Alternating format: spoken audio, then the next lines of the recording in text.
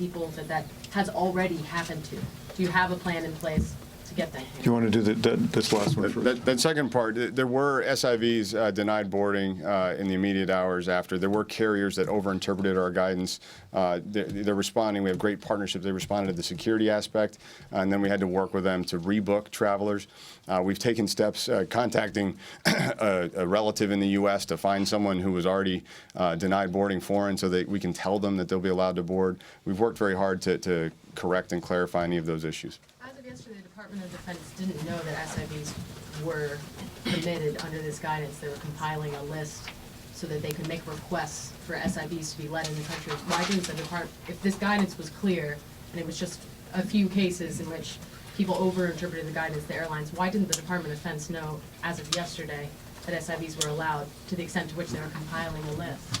I think it's fair to acknowledge that communications, publicly and interagency, haven't been the best in the initial rollout of this process.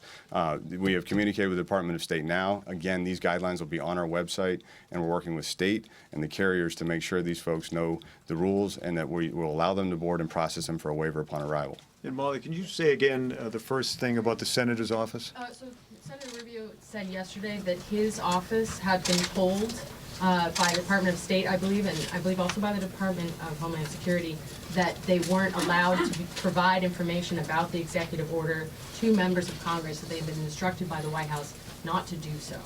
That people in Homeland Security, and Defense were instructed by the White House not to talk to Congress? Not to provide information to Congress about I don't know anything about that. And then the last question I had, Yep. I realized I One more, go ahead. during your testimony, during your confirmation process, you said you had not had conversations with, at the time, President-elect Trump, and did not have the understanding that increased limits would be placed on Muslim travelers. Can you comment on that now, given what's happened? Yeah, I mean, I think what's happened now, obviously, is that the EO has outlined 7 countries for various reasons as to why travelers from those countries will be prevented from traveling to the United States until we can satisfy ourselves that, that the people that they are who they say they are, and that their backgrounds are such that we could trust that they're coming here for the right reasons as opposed to nefarious reasons. And this is a process by which we will, over the next 30, 60, 90, 120 days, ideally work with those countries. And as I say, we're also looking at other countries, perhaps, that we could help or suggest that they tighten up on their procedures. But I will say this, I mean, the vast majority of the 1.7 billion Muslims that live on this planet, the vast majority of them have, all other things being equal, have access to the United States. And a relatively small number right now are being held up for a period of time until we can take a look at what their procedures are. I'd be less than honest if I told you that some of those countries that are currently on the list may not be taken off the list anytime soon. They're countries that are in various states of collapse, as an example. But ultimately, we'd like to see all those countries taken off the list. But we'll have to see how that goes, Molly. Thank you, everybody. That'll conclude the press conference. Thank you. Take care. Hi, everyone. I'm Vladimir GT. I'm stepping in for Josh Elliott. You have been listening to Homeland Security officials, including Secretary John Kelly, discussing the implementation of President Trump's executive orders on immigration.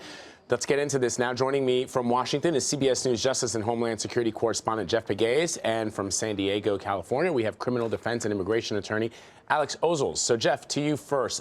What stood out to you from this press conference? Well, I think Secretary Kelly had a difficult time answering questions from reporters. He was peppered with questions about whether he knew the details of this executive order. He kept going back to the fact, well, he knew that the order was coming.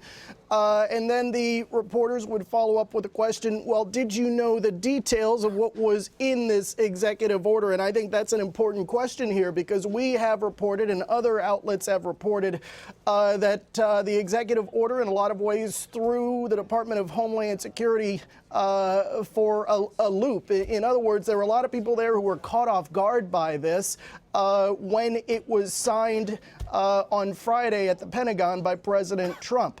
So what we heard during this press conference, and some of which Secretary Kelly read prepared statement there, we heard DHS saying that the process is now operating smoothly. In the word that they used was that it is smoothed out.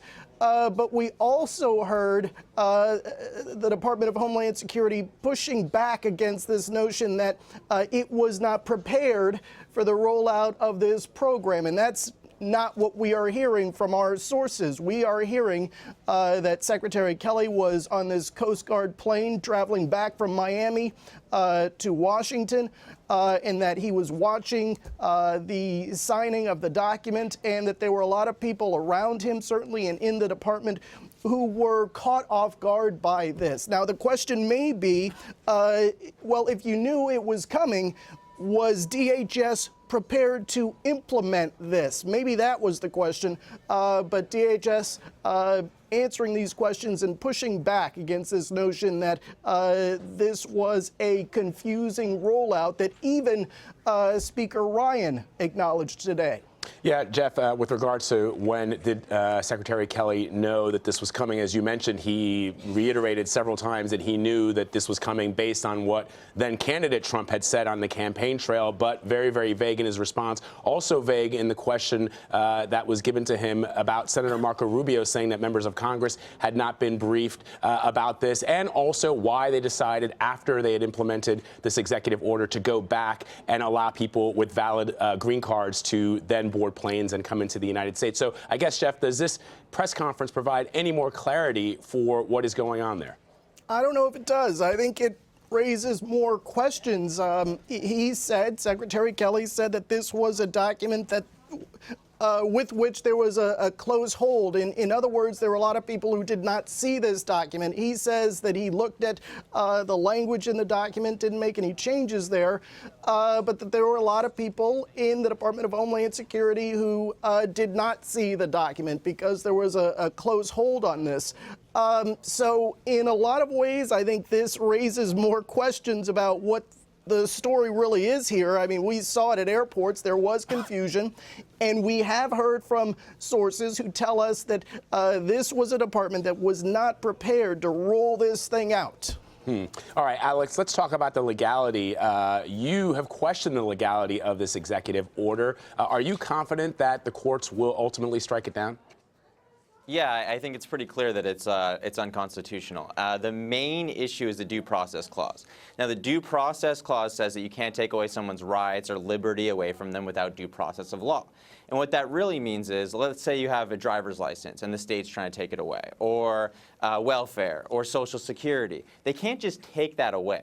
You get a hearing on this. And what this executive order is doing to green card holders is if they leave the country and they come back, potentially their rights are taken away with absolutely no hearing. They don't go in front of an immigration judge. They don't have any type of hearing whatsoever. So what the government is trying to say now is that they have a waiver process. Their justification to try and get this not struck down by the courts is that the waiver process would be that that's their due process right, and that would be their hearing, so therefore they're arguing it would be constitutional. Alex, I want to get your take on President Trump firing his acting attorney general for defying his executive order. She said that she did not believe that it was constitutional. There are some who say that she was taking a principled stand. There are others who say, look, if she disagreed with the President of the United States, she probably just should have resigned. What's your take?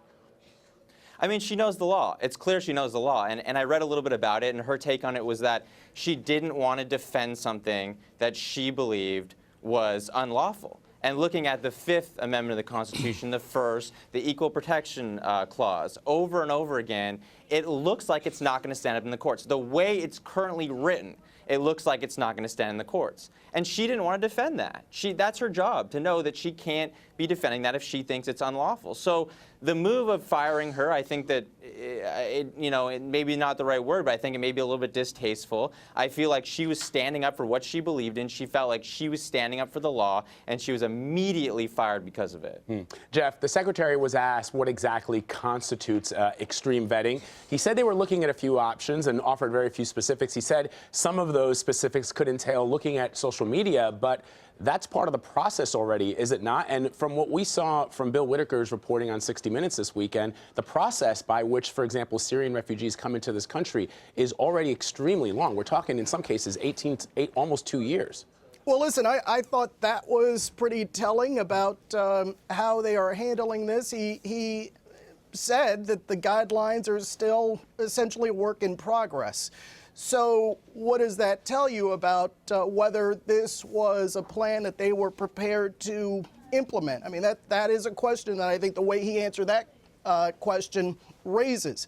Now, the other issue here that I think a lot of people haven't really touched on is consider what happened last week at DHS with some of the other executive orders. One of them, of course, was to begin the process of building the wall along the southern border. So this is something else, another issue, and it's another major issue that falls on the shoulder of DHS. At the same time that you have a new secretary coming in, and he's not a career DHS person. Secretary Kelly is from the Pentagon, so that's a very different system. But what I'm being told is that he is being supported by very experienced deputies. But regardless, when you have these types of executive orders at the same time that you have a new administration and you're asking government to step into motion and carry these orders out, it's a major task. And that's why I think this question of whether DHS was ready to implement this is so important. All right, Jeff Pegues and Alex Ozols, thank you both for your time today. Really great analysis. Appreciate it.